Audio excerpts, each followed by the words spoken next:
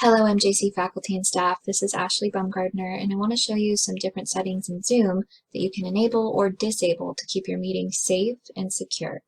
So to begin, I am at ConferZoom.org and I'm going to get signed in. Once you're signed in, let's go over to the left menu and down to Settings. So there are a few settings that we need to disable and one that we need to make sure is enabled. Let's begin with disabling a few features.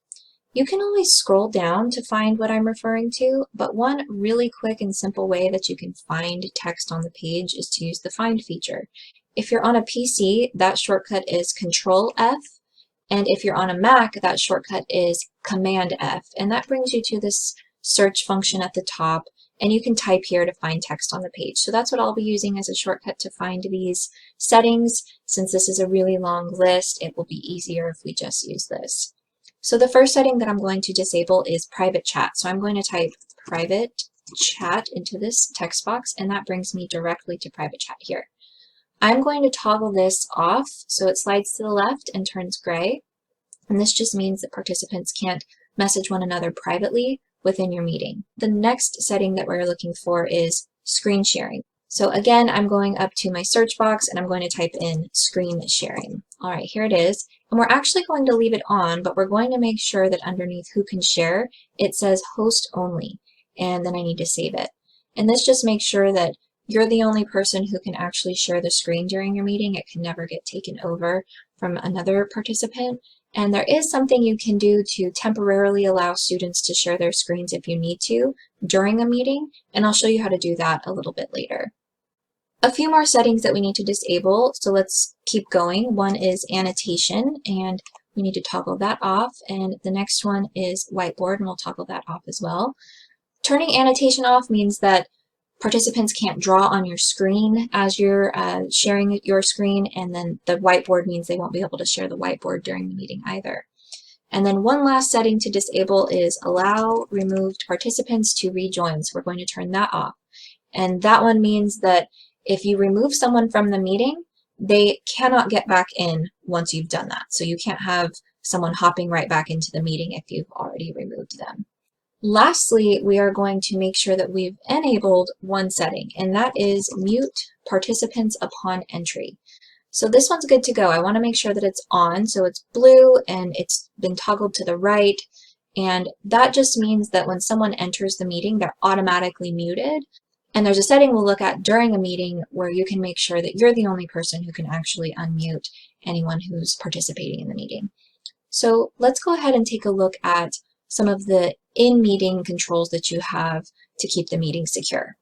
All right, so here I am in a Zoom meeting, and I have joined this meeting both as the host and then from my iPhone so that I can show you an example of what it will look like when a student is in the meeting. During a meeting, if you want to let students share their screens temporarily, because we did disable that in the settings through ConferZoom.org, you can still temporarily allow them to share their screens. And the way that you do that is next to share screen, there is a caret facing upward. And if you click on that, you'll get this little menu. And one of the menu items is advanced sharing options.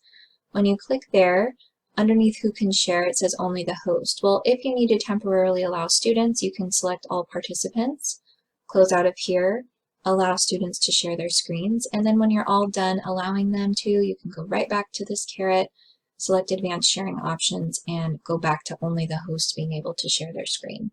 And that will keep you in control of the screen share throughout the meeting. One more important setting that can help keep a meeting secure is to make sure that the host is the only person allowed to unmute other participants. So we'll do that by going to Manage Participants. You notice I already have that open.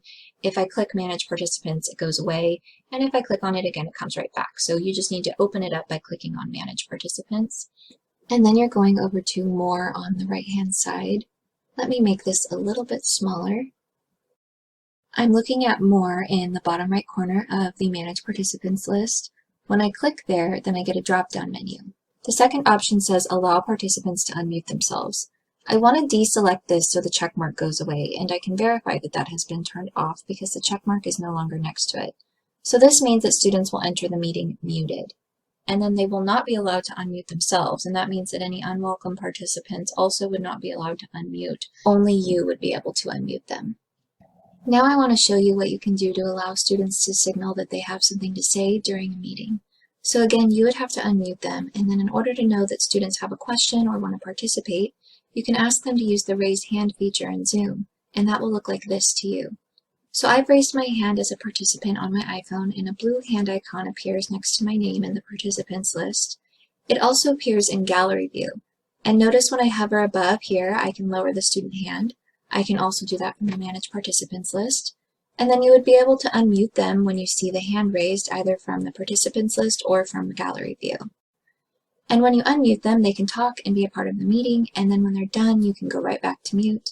Again, that can happen either from gallery view or from the participants list. And then when students are done, you can ask them to deselect the raise hand feature, or you can always lower their hand. So now I want to show you what it will look like if a student raises their hand while you're sharing your screen. So let me go ahead and share my screen. If someone raises their hand while I'm sharing my screen, I will get this notification. And then if I click on Manage Participants, I see the hand raised next to the student.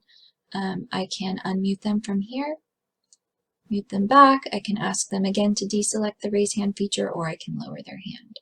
And that's it for now for different settings you can use to make your Zoom meetings more secure. Thanks for watching.